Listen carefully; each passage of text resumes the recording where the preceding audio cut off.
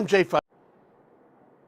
Okay, we're back, we're live, we're here. We're going to call this Hawaii State of Clean Energy, even though it's not an official show date for clean energy, but Henry Curtis is available. There have been events to talk about. Henry is with Life of the Land. He writes a regular blog. Welcome to the show, Henry, again. Aloha, Jay. We'd like to see you more and more. Thank you. So you're writing very interesting stuff lately, and one of the things you wrote recently is a piece on GEMS, and it's appropriate because GEMS, that is the, can you define that for me? GEMS is basically a state bank, a $150 million bank. What does it stand for? Green Energy, it's a long, complicated name. Just GEMS, it's simpler that way. It's a financing arrangement. It's a financing arrangement. It's not intended to make people understand exactly what it is. We'll get to that. Anyway, so was it yesterday there was a press release from DBED to the effect that the PUC had approved the issuance of $150 million, the initial $150 million of GEMS bonds. That was news. I don't know if it was covered a lot, but that was news. You covered it. You wrote a blog on it, and so here we are with, you know, what do you call it, hot commentary on what happened here. What happened here? I mean, what happened here? Well, in June, DBED approached the PUC with a proposal to fund, to set up a green bank and to fund $150 million of bonds that would be backed by ratepayer money. And they divided it into two separate regulatory decisions. And the second of the two dockets was closed with the issuance of this PUC order that basically gives DBED what it wants. So what's the relationship between this and on-bill financing? On-bill financing says that if you want to reduce how much money you're paying on your electric bill, you should be able to put a photovoltaic panel on your roof and have your combined bill decrease for what goes to the utility and what goes for paying off the rooftop solar. Mm-hmm. That makes total sense, and that arrangement would be supported by banks, by energy companies, by solar companies. And people. And people. Yeah. That seemed like a good idea, but somehow it got entangled in this GEMS thing, and now it seems to be not really coming out, not coming out of the gate, so to speak. The on-bill financing seems to be going slow as there are behind-the-scenes negotiations, working groups working on the issue, whereas the GEMS got shot through the cannon and popped out right away to set up this mechanism. That's a very important distinction you make, Henry. The on-bill financing, which is simple, direct, easy to understand, had a working group of, I don't know, dozens of people actually called in from the community to talk to DBED about exactly how it should work. Right. And that hasn't been finished yet. It hasn't been finished. Very complicated now, GEMS, and we should try to penetrate that complication. GEMS, which presumably, you know, would call for the same working group or bigger or, you know, more profoundly talented in this area, no working group. It just popped out of DBED itself. Am I right? Right. And the PUC pushed it through and then closed the docket so that now any mechanics that have to be worked out are worked out between the commission and DBED outside of the regulatory process. I'd like to ask why. I don't know. By analogy, there's an energy efficiency docket that was opened in 2007. It worked on setting up Hawaii Energy, which is the energy efficiency utility, when demand-side management programs were taken away from Hawaiian Electric and put in this energy efficiency utility. But the docket remained open to handle all the additional filings and to handle all the regulatory stuff. Whereas this docket was just, it's over, it's POW, it's done. Yeah. By the way, we can get to this later in the program, but this docket, what happened here, this GEMS program has a direct effect on Hawaii Energy because of the way the mechanics work. Let's see if we can penetrate it just a little bit, Henry. Okay. What exactly is GEMS supposed to do? The way it was envisioned at the legislature is there would be people who are have low credit rating or live in apartments or are nonprofits and therefore don't qualify for the traditional lending mechanism. And therefore, DBED would set up this mechanism which would basically assist banks in being able to lend money to support this market. That was what was intended for the markets that are not currently being reached. Yeah. This is a banker-oriented kind of program. Yes. It's about banking and financing arrangements and lending money. Yes. And I mean, it's interesting that the director of DBED is a banker. I mean, he came from the banking community before he was appointed director of DBED, and that seems to be his, career suit, if you will. And his legacy, and we should look at it that way. This is the legacy of this administration as far as energy is concerned. There is no other, I mean, for example, you wouldn't say that the undersea cable was part of that legacy, Right. or that big wind was part of Right. that legacy, or an explosion in geothermal was part of that legacy. Those things never happened. They never got to even first base. I mean, what's before first base? Half base? They never got there. But this one, go ahead. I would say it's one of two legacies. Okay. The other legacy is that the Public Utilities Commission cracked down on the HECO last spring and said, we're not going to accept your bogus studies. We want some real studies on where we're going. Aren't you conflating? I use that. I've been waiting to use that word for months. Because what we really have here is, in the case of HECO, a kind of criticism, tension, if you will, between various agencies. But if you're looking for a legacy from DBED, it hasn't really been on that issue. That's correct. So I mean, it happened, but I wouldn't either, I wouldn't, I wouldn't give credit to the, or detriment to the administration about that. It just happened because of the PV issue. It happened Right. because the public got all wound up about the PV issue, interconnection, and then, whoa, there it went. And actually, I think we lost sight of a lot of issues because It would have happened no matter who the occupied governor was. the main street on everything for the past couple of years. It like pushed everything else out of the way. Yes. So going back to the GEMS thing. Okay, so we're going to raise money by issuing bonds, and the proceeds of those bonds are going to go to. My recollection is it's mostly PV right now. It could be other things later, and then so people who might not otherwise qualify for loans in order to buy this from, say, local banks, they can get it from the DBED arrangement. They can borrow the money, and then they have to pay it back. If they fail to pay it back, we're going to talk about how that works. And this is a banking arrangement for people who can't qualify otherwise. And That's how it was set up. set yes. up. Okay. Okay. All right. Now, what are the changes? Well, one of the things that DBED proposed in the middle of this 3-month docket was that grid modernization should also be allowed. Recently. This is Recently. Yeah. And the Public Utilities Commission agreed with them and added that also wastewater systems should be able to qualify for this funding. Wastewater systems? What has that got to do with clean energy? I imagine it has something to do with making wastewater treatment centers more efficient. But, Okay, but that hasn't really been explained to us. no, and the other thing that's also included is energy efficiency, which is traditionally the Kuleana of Hawaii Energy. To incentivize.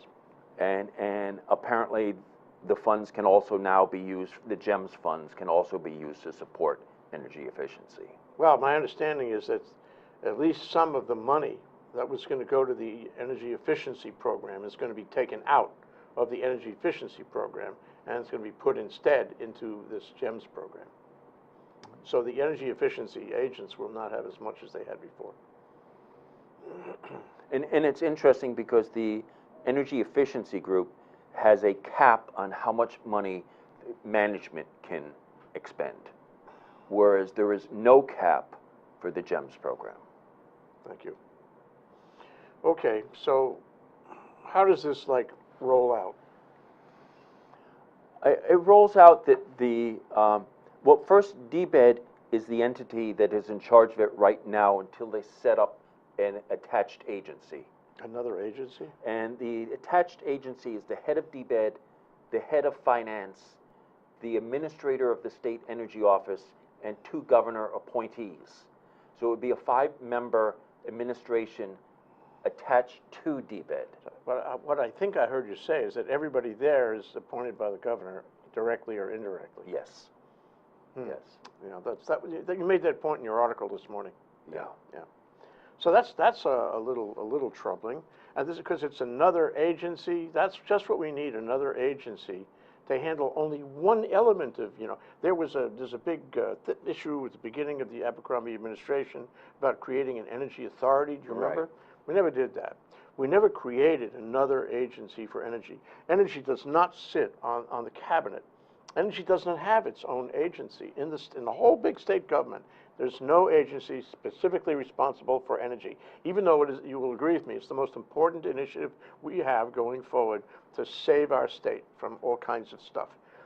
So that doesn't happen, but now we have another agency being created just to handle this thing, okay? And that sounds bureaucracy for its own sake, doesn't it? It does, and there are not sufficient safeguards being put in for monitoring it, for measuring its effectiveness. Basically, now that the PUC has approved it, DBED is going to launch out and do it, or the agency they create is going to do it. And this is not an agency without teeth. This agency is going to control hundreds of millions of dollars, which are ultimately the responsibility of the ratepayers of our state. yes. So this is big bucks. I mean, even if you created an energy agency, you wouldn't give it this kind of money. This big money, and it's ongoing big money. And it's one component of sort of the future. One of the things the Public Utilities Commission said is you need to look at the big picture. You need to figure out how the pieces fit together, and Hawaiian Electric, why don't you tell us what your big picture is and how everything interlocks together? GEMS is clearly not part of any big picture put out by anybody. It is simply a $150 million piece of something. That's a very good point. You know, you've said it, and I've said it too. What we lack, for whatever reason or reasons, is a comprehensive plan, a comprehensive path to follow, with bringing all the pieces in together and having them work together and relate to, and all the agencies working together. That's not happening with this. This is a spurious bureaucratic addition. And Jay, you raised the issue that interconnection is very important and storage is very important. Those two have to be figured out and have to be part of the solution. Right. Well, your point before we began the show, just to make that, because I think it's a critical point, is what are you going to do financing all this PV that you can't use? Is the word waste written all over this? Well, what amazed me, I was talking to somebody with Department of Education just recently, and they were pointing out that the schools have gotten this massive program to put solar on the roofs. It was originally done by Chevron. It's now been given to another entity, but they have it written into their budget that they're going to reduce their energy bill, and they're going to have incorporate it into their curriculum. And it's on hold because they can't get the interconnection with the utility. So while thousands of homeowners are on hold, and while the schools are on hold, we're suddenly going to flood the market with a whole new group of people to interconnect to the grid. This gives me a temporal headache, so much so that I think I got to take a short break, Henry. Okay. We're going to take a short break with Henry Curtis, Life of the Land. We're talking about Hawaii, the state of clean energy. We're talking about an update of GEMS, and we're talking about the implications of the PUC's ruling just yesterday that the GEMS program could go forward for $150 million of bonds that'll be backed by you guys, the ratepayers. We'll be right back. My name is Alice Lee Hagan. I host the ThinkTech Hawaii BizEd Spotlight. We talk about fascinating people and interesting issues that affect our island state here in Hawaii. We broadcast every Thursday from 3 o'clock in the afternoon to 4 and on Olelo 54. Make sure you tune in and we'll see you soon. Aloha. Aloha, my name is David Day and I'm really interested in international business, foreign policy, geopolitics, and national security, and that's why I host ThinkTech Global. I bring in guests from all over the world who know about these various issues in enormous depth and detail. Come learn with me every Thursday afternoon right here at 4 o'clock. I'll see you there. Okay, we're back. We're live. We're ThinkTech. We're Hawaii, the state of clean energy. We really are the state of clean energy. I don't care what anybody says. And that's Henry Curtis. He is very interested in energy. He is life of the land. And we are updating ourselves on GEMS, which is the financing arrangement, which has been, some people think, rammed through by DBED here in the closing weeks of the Abercrombie administration. Keep in mind that the Abercrombie administration effectively is out of office, and all the appointed jobs are over and reappointed as of, what, the first week in December? Yes. So we're talking about 60 days here. And so you understand why people would like to ram things through in the last few weeks. And this will have a long shadow, won't it, GEMS? What is the shadow? Well, they're going to throw money out, I think, fairly quickly. The idea is to get the $150 million into the marketplace within a year and a half or something, to just get it out there. And the PUC suggested that it might be nice for DBED to wait until they actually set up this new entity that's affiliated with DBED, but they didn't say it had to wait. And so it's just getting it out there really quickly. The on-bill financing isn't set up yet. You'd think that would have come first, actually. Yeah, I think that DBED could have come up with a complete package, gotten it in time for adequate review, and allowed an orderly progress to move through the commission. But it seemed that one of the issues is, how do you measure success of the program? And the metrics, how you measure success, is something that all the interveners said was really, really important to get into place. Different interveners had different ideas of what the metrics should be, but they were all like, it should be done through a collaborative process, and even the consumer advocate agreed with the collaborative process.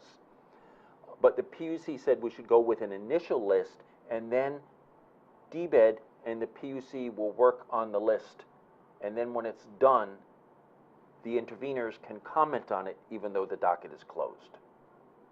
It doesn't give the interveners much to say, does it? Well, it basically means that we can say we like it or we don't like it. But that doesn't necessarily go anywhere. No. They'd have to open another docket for it to go anywhere, and that's a long shot. Yeah. It'd be too late, effectively. Well, I don't know why the rush here. I mean, you'd think we had tons of, possibilities with installing and buying PV. We don't. We're locked up until we figure out the technological problems, which I think we will, but not right away. And certainly we don't need this. And certainly, it's one of the issues I was going to ask you about is, what about the local banks? How come the local banks aren't doing this? How come they're not making an arrangement? One of the reasons that all these PV companies from the mainland have been so successful is that they have great financing products. Yes. I mean, much better than locally, and they are, eating the local company's lunch in many ways by offering these great products, because they can sell more PV with these financing products. So why do we need more financing products? We're undercutting the local installers even more by doing GEMS. My understanding was that the Public Utilities Commission was spending a fair amount of time, a substantial amount of time over the past year, setting up the on-bill financing mechanism one bank at a time, making sure that all the forms and everything were lined up with each bank. But the holdup now is on the interconnection issue, on how much a given circuit can handle. And that seems to me the piece that really needs to be solved before you figure out how to put more stuff on. Before you open the floodgates. Yes. Flood to nowhere.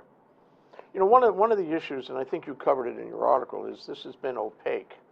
This process has been opaque. The details of this statute are not clear. It's not written so the ordinary human being, person, or lawyer even can understand exactly what it's supposed to do.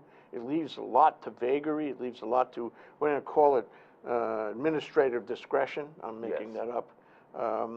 You know, and if you wanted to go in and read it, I think you've done that. And a lot of people, if they wanted to learn exactly how this would work, they would be challenged, wouldn't they? They would. It's a complex decision. It does not clearly lay out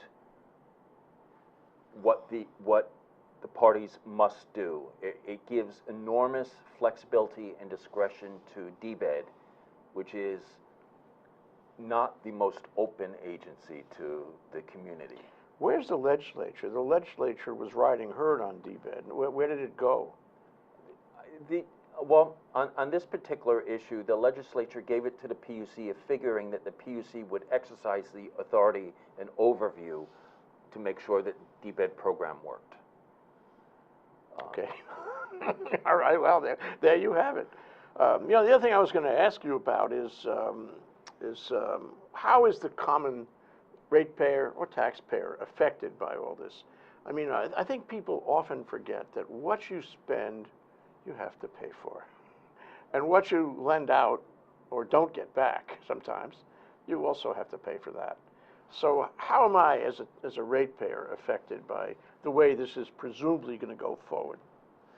Well, the fee that each ratepayer pays for energy efficiency and other things like that, part of that fee will be siphoned off to support the GEMS program. The exact amount is unknown, and it's also unknown what happens if the portion that's used for the GEMS is greater than an individual pays into the original fee. That is, it's not a percentage of the fee, it appears to be a lump sum payment towards the GEMS. So if your total that you pay in for the fee is less than what you have to give for the GEMS program, then your bill may go up to cover that. Why should I cover that? Why should I be a banker, you know, and cover a loan, especially to a borrower who may not really qualify in the open market? The logic that the Public Utilities Commission says is that someone who is not a participant in the program, either as giving equipment or giving financing or getting the project, but all the other ratepayers will benefit because the state as a whole will increase its renewable energy use and as a whole would decrease the cost of electricity, and therefore everybody benefits. Why am I not convinced? Are you convinced? I don't think there's enough meat on the bone to figure out whether that's true or not. It's hard to find a common good value when some ratepayers are covering other ratepayers who can't repay the loan. We become a collective bank.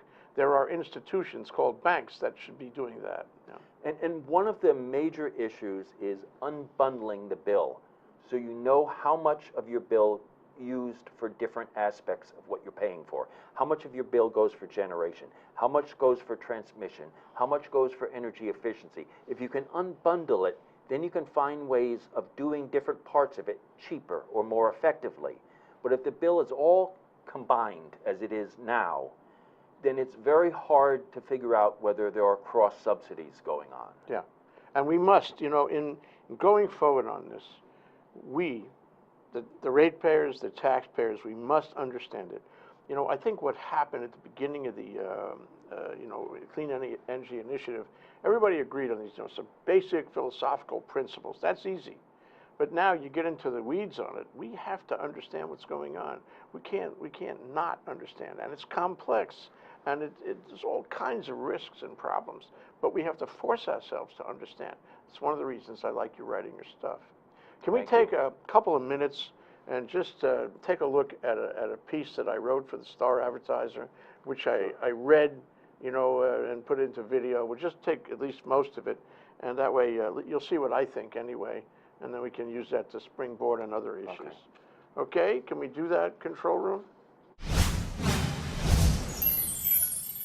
I'm Jay Fidell with this ThinkTech commentary. I'm talking about GEMS, G-E-M-S, the Green Energy Market Securitization Program proposed by the Department of Business, Economic Development and Tourism, DBED, raises serious questions and should be a serious campaign issue. Do we really want the state to get into the banking business? 2 years ago, the legislature authorized on-bill financing, OBF, where utility bills would include solar loan payments. OBF has been vetted by an array of stakeholders. It's just about ready to be launched, but has regrettably become entangled with GEMS. GEMS is much more complex and political than OBF. It creates the Green Infrastructure Authority, a new government agency controlled by DBED, which will sell $150 million of ratepayer-backed bonds to finance photovoltaic PV for buyers who are otherwise, quote, underserved, end quote. The justification is that this will democratize PV and increase the amount of residential PV in Hawaii. DBED wants to launch GEMS by this November, even if OBF is not launched and won't be available as a mechanism to bill loan payments. Some say GEMS is no longer relevant in a market where demand for PV has in fact declined, where people worry about interconnection, and where mainland contractors who offer more creative PV financing are steadily displacing or acquiring local PV installers. GEMS will require a formidable new bureaucracy within DBED. To manage the program and presumably the borrowers and installers, DBED selected renewable funding of Oakland, California. Given the problems in our local PV industry, do we really want a mainland operator to be the program manager? And how exactly will GEMS benefit our local PV and banking industries? And what are the costs? Beside the costs of the expanded bureaucracy, the Green Infrastructure Authority will be taking advantage of the state's renewable energy tax credits. That will cost taxpayers millions, in addition to what we'll have to pay as ratepayers. Indeed, as ratepayers, we'll have to pay a green infrastructure fee to cover the program. However, DBED says it will be diverting funds away from energy efficiency so that in most cases, the public benefits fee we pay should go down. Is that good policy? A PUC intervention is pending on how this works.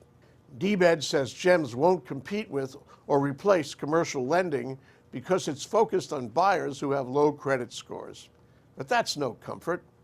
If homeowners can't qualify, they shouldn't buy PV. And why should ratepayers have to cover risky loans? Is GEMS helpful for the Clean Energy Initiative? As much as we argue over interconnection, the grid can't take lots more renewables until we spend the money to deal with interconnection and storage. Shouldn't DBED be focusing on that instead? This is the first time that DBED has sought PUC approval of an energy program. There are motions to intervene that will involve control of the $150 million fund. Right now, it's inside baseball, thin on detail, and hard to vet. Will it be pushed through anyway? Once GEMS is in place, it will be there long after the election cycle, and terminating it will be costly, so we can't afford to make mistakes. The details should be fully vetted by every agency responsible or affected. Is GEMS worth it, or will it be just a magnet for big bureaucracy, costs, and abuse? Should DBED be financing private transactions with public money? Aren't we already paying way too much for energy? Unless full transparency is forthcoming and a good and public case can be made, the PUC should hold up on any approval until the legislature can take another look at it. And yes, this really should be a campaign issue. I'm Jay Fidell with this ThinkTech commentary. to turn off the sound. We're back. We're live. We're here in Hawaii, the state of clean energy, with Henry Curtis, Life of the Land, updating ourselves on GEMS, which is the financing arrangement that the PUC approved, for the issuance of $150 million what do you call it, ratepayer-backed bonds. Yes. Only yesterday. So, Henry, I mean, that was my little thing. That was my Star Advertiser article. I mean, I closed with saying I think we didn't know enough about it to be so, casual about letting it happen. And that the legislature ought to look further, the PUC ought to look further, and frankly, it should be a campaign issue. There's a lot of money involved. I can remember when we had controversies in the state over a lot less than $150 million. And here's a really big one, and we don't really know what's going to happen. So, your thought about what's going to happen? I think from our point of view, getting people who can't apply for traditional funding makes sense, but there are many different ways of doing it. There's community solar, where you put solar, for example, on a rooftop, on a large industrial building, and everybody puts in something towards it, and everybody gets their rates reduced as a result of that. So there are many different mechanisms. And the GEMS was saying, instead of looking at these different mechanisms, we'll take one road and shoot off in that direction. And we don't know if that was the cheapest way. We don't know if it's the most efficient way. We just know that DBED was pushing it, and therefore we're charging down that road. And some of it changed sort of in midstream. A number of the interveners said, we're concerned about the size of the unit. We want it to be focused on rooftop solar. Other people felt it should be discussed on larger, on utility scale. But while parties presented it, there wasn't a lot of time to get the discussion going. It was more parties were able to file statements and reply statements. The PUC then looked at it and ran with the thing that they wanted to run, which is basically to defer much of it to the DBED and let DBED explore where they want to go with this. Yeah, okay. So what do you think? What do you think is going to happen? I mean, I know we don't really know how it's going to work, but what do you think? How's this going to play out, and how concerned are you? I would be concerned about when it's launched. We have a new administration coming in 2 months. The question is, does DBED want to race with this program and get it launched, get the bonds going and out into funding things, all racing to get it done before they change in? You know what they say is that once the bonds are issued, and purchased, and the money is in the DBED bank, it'd be very hard to turn this off. I'm less concerned about where the money is, although that is a serious issue. But if they get the money in and then they start allocating it out all before the new governor comes in, then it'll be racing on implementation just as they were racing on getting it set up. Yeah. Yeah, certainly that's a possibility, because they're going to race on one, they're likely to race on the other. Yes. And have a fait accompli before anybody can do anything about it. And I would prefer the PUC to say to, DBED to say to the PUC, thank you for approving this, now let us develop a plan. And then we'll finalize the plan and send it back to you. That didn't happen. And there's no room, for discussion, at least at this point, with the PUC, because the docket's closed. Yeah. So it's like, take care of it, boys. Yeah. You're in charge. You're in charge. Come back, give us an annual report next year. Give us a quarterly update on how you're doing, but you're in charge. Well, yes, this leads me to think about the program that we're going to do on December 14th, which is Tuesday, week after this coming Tuesday, at Laniakea. October 14th. October. What did I say? I think Never December. mind. You're thinking about the next election. Make that October 14th, a Tuesday, week from this coming Tuesday, at Laniakea. It's a luncheon panel program with all of the candidates who are running for governor, 4 of them. I suspect this will come up. I suspect they'll be asked what they think about GEMS, and would they, encourage it? Would they discourage it? Would they try to change it or delay it or do some more investigation on it or what have you. What would you say to them if you were advising them, Henry? What should they do? I mean, I think we agree it should be a campaign issue. It's too much money, too important, too close to the way we do business around energy. We have to do business around energy in a very, what do you want to call it, transparent, above board kind of way. And this is probably not that. So what would you advise those candidates to say and do? The first thing I would advise is that energy, certainly 5 years ago, was sort of an insider game, that a few people knew what was going on. Energy is now widespread discussion. Legislators are getting more emails on energy than anything else. The Public Utilities Commission is getting all sorts of comments in on the HECO plans. Energy has become far more mainstream as an issue with far more people interested in it. So how would the candidates democratize the information flow to understand what's going on, to understand how the regulatory process works? So that would be the number one. The second would be how to handle integration issues. Integrating the program into... No, integrating renewables onto the grid. Got it. Do you modernize the grid? How do you do it? How quickly do you do it? And third, what they envision the future of the utility to be. Because there have been many who speculate that the utility is going to become just a transmission and distribution company.